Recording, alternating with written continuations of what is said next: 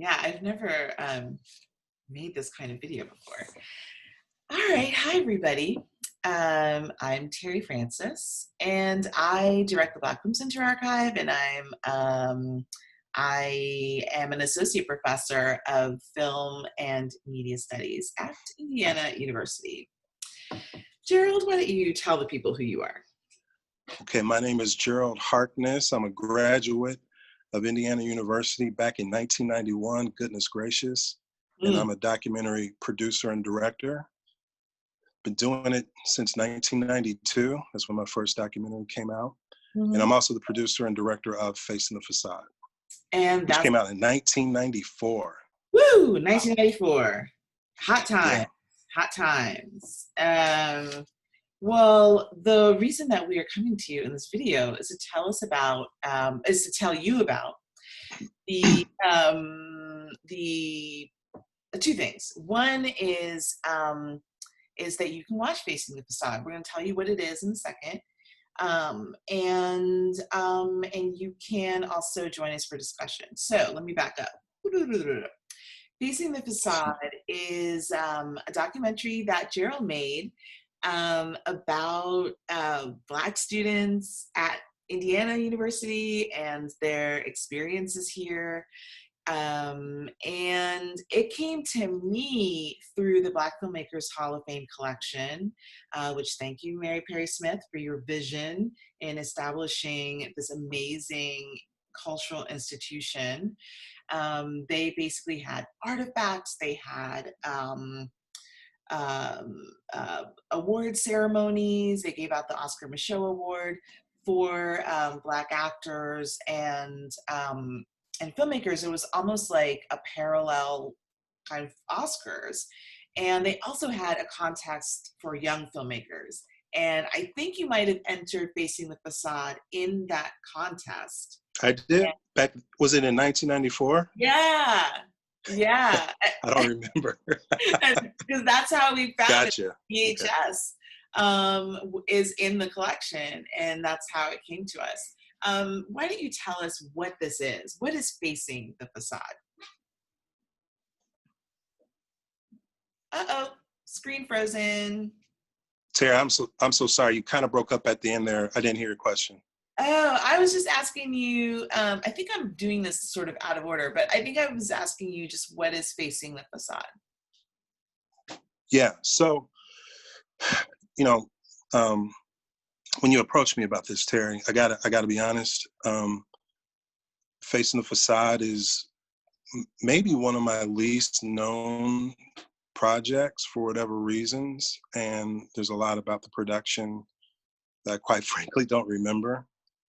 But I do remember a couple of things. I remember that I had graduated from IU 2 years prior, and I'd done my first documentary a year after graduating from IU. But my experience being in corporate America a little bit, dealing with other whites in corporate or leadership positions around Indianapolis and in the industry, there's just a lot of racial apathy. I mean, there was just this attitude that race relations were great. There are no racial issues. I noticed in subtle things that people said and did that there was a lot of racial ignorance going on. And so that it really bothered me. So I got myself into a very fortunate position where I had the support of three amazing Black men. Number one was Bill Mays, who a mastermind, entrepreneur, self-made billionaire. Bill was the financing behind Facing the Facade. And then there was also Charles Blair. Charles was at the time running the Indianapolis Recorder. He had also written some television shows and stuff like that. So his forte was writing, and he was kind of a creative consultant for Facing the Facade. And then there was a gentleman, Milt Thompson, who was my business partner at the time. Milt's an entertainment lawyer, best heart in the world, just a wonderful supporting person, the most uplifting person you can be around. So you can imagine I was maybe one of the luckiest Black 24 year-old males in the country because I had this amazing support group who allowed me to produce any project that I wanted to produce. So Mhm. knowing that I had a lot of feelings about the racial unrest and the racial ignorance, um, I just remember thinking, man, white people are living in a facade. They just don't get what our experience is like. And it was maybe one of the first projects where the title came first. And then I thought about, since I was recently removed from college, just 2 years graduated prior, that IU would be a great setting because I was familiar with it. I was a graduate with it, still knew people there, a lot of people whose opinions and insights I really admired. So IU just seemed like a great setting to, what is a Black student experience like on a predominantly white college campus. So that's how it came about. That's as much as I remember anyway. Yeah. And of course, we're making it available now. I mean, for there are probably a few different reasons. One, I think, is there is, I suppose, a kind of reinvigorated conversation about Yeah, race, racism in the country, and especially in college campuses. And I think campus culture in general is like in some upheaval. I think because of the, I guess, adjustments to COVID, and then this ongoing experience of inequity on campus um, that is now visible in a particularly yeah, yeah, back in the forefront. Yeah. yeah, Yeah, Terry, it's funny because, when you approached me with this idea, it was really bittersweet because, it was great because, your work is getting shown again, all the hard work that the crew put into it. I was glad that they would get some shine. The participants, the interviews in the documentary deserve to be heard, mhm. but it's 26 years old. You know what I'm saying? It's like, I know. Why is it you had even told, if you had told me that when we were making Facing the Facade, that 2020 would look like this, then I wouldn't have believed you. yeah. So, so it just shows me that the conversation still needs to happen, um, that the listening still needs to happen. I think the thing about Facing the Facade that's strangely unique is that, for an hour, you have to listen to an African American perspective. There's no other perspectives that's put in there. It's unapologetically Black perspective.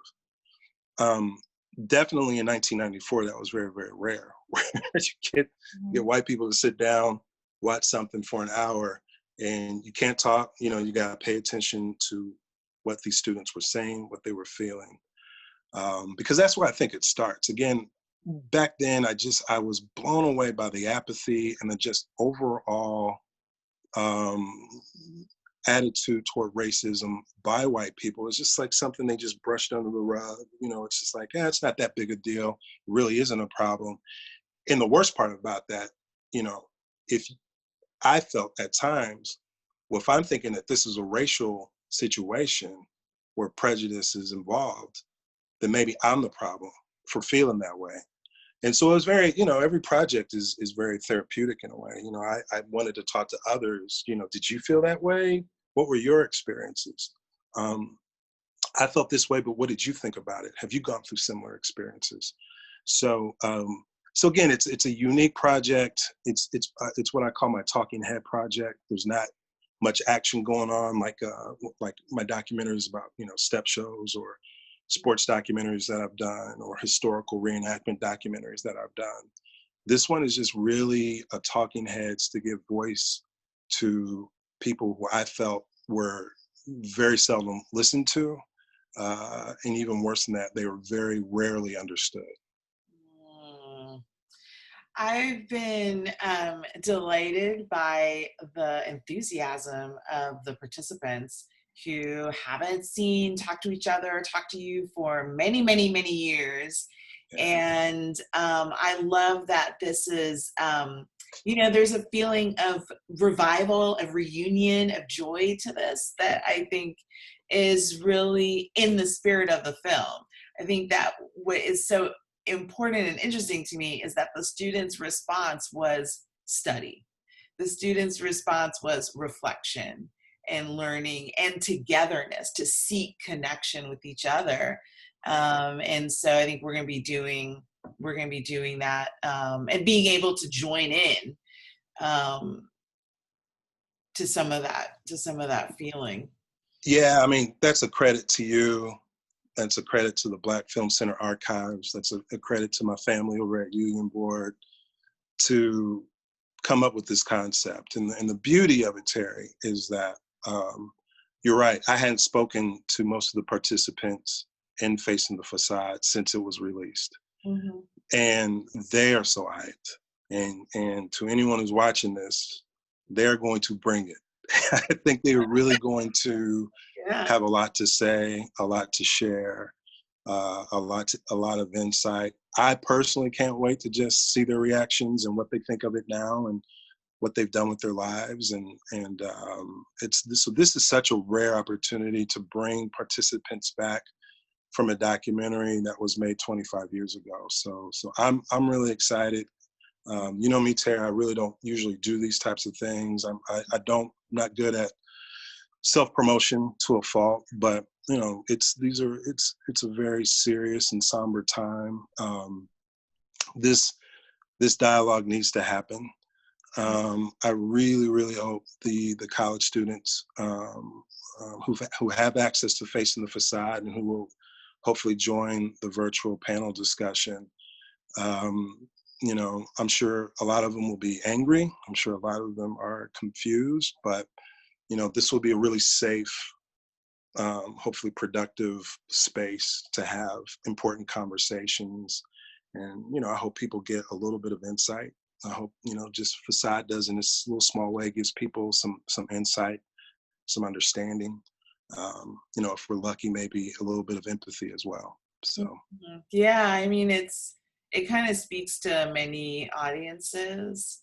I think Black students will have a variety of responses to it, like of recognition, but maybe not recognition. Maybe, oh man, let's move on. You know, that could happen. Yes, that could happen too.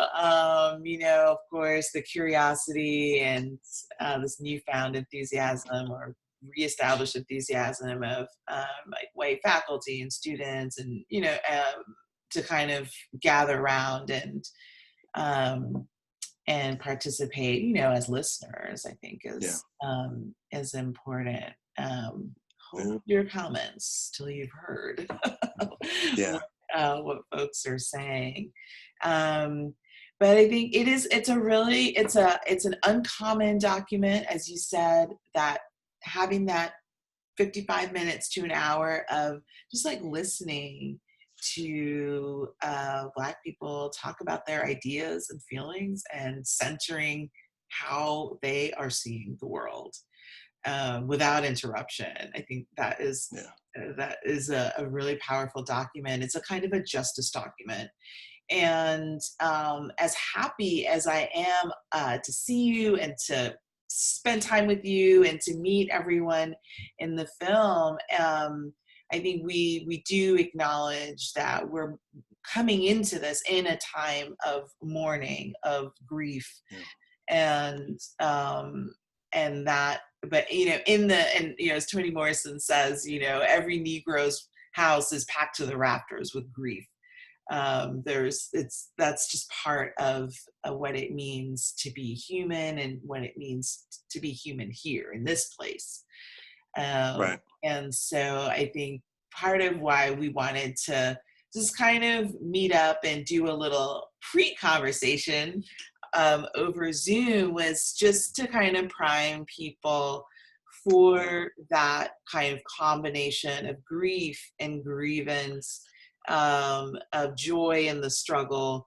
Imani Perry wrote this week, you know, about there's nothing wrong with Blackness. Racism is the monstrosity that we're dealing with, and so and that as some of your participants talk about, that engagement with Blackness is reviving and is, provides a kind of protection, but it's also an affirmation, of I'm here, we're doing this. Um, you know, Yeah. that one sister in the film where she transforms, and you see her in her her shaved head and her earrings. I was like, yes, I understand this journey. I I know what you're talking about. And I've seen it happen in my Yeah. classroom as well, like students kind of going natural over the 14 weeks. I Yeah. don't say anything, but they go, well done. Yeah. I hear you. Yeah, I Yeah, hear you. Yeah. we should tell people, so you can watch, the movie is publicly available until July 4th. We're going to put a link with this video so that you can just click on it, watch the movie. You can then register for the webinar, which will be June 25th. June 25th. June 28th. Oh my God! This is why we have to be with people. June 28th, Yeah. a Sunday at 8 p.m.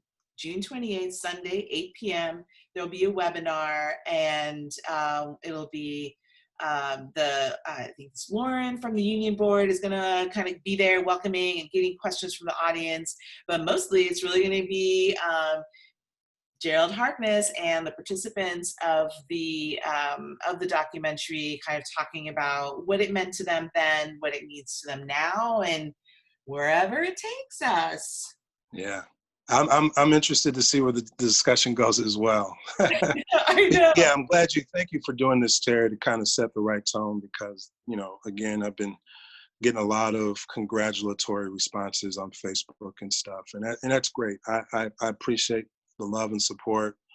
Again, the crew, the participants, we are all blown away by the support, but at the same time, it's not about me. I know that sounds cliche, but it's not. It's I had the wonderful blessing of an opportunity to tell a story that was made possible by three men who really believed in me, and so to see that still carrying on, well, that part does make me feel good, that we did something that had some substance, and for better for worse has lasting power.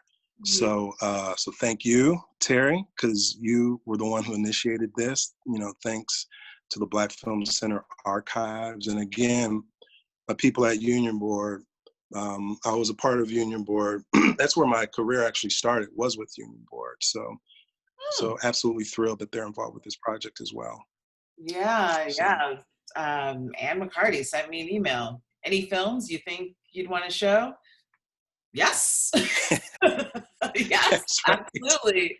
There is one film that I think we can uniquely offer to this moment and to our campus, and that is Facing the Facade. So this is a real delight and an honor. I hope you guys can join us. This is open to anybody. I'm gonna be tagging all my peoples in California, my peoples in Brazil, my peoples in Jamaica. If you're interested in campus life, if you're interested in race in America, you're interested in just seeing attractive Black people talking about their ideas. This is it. Put this on your your anti-racist syllabus, and add it to your meditation practice. Listen to Black people talk. Right. You will learn something. So especially these people, I'm really, it's great. I love it. So the link is there. We'll see you Sunday, the 28th at 8 o'clock on Zoom, which we both just learned how to use. So it'll be great. See y'all. Bye. Bye-bye. Thanks, Terri. Okay. I'm gonna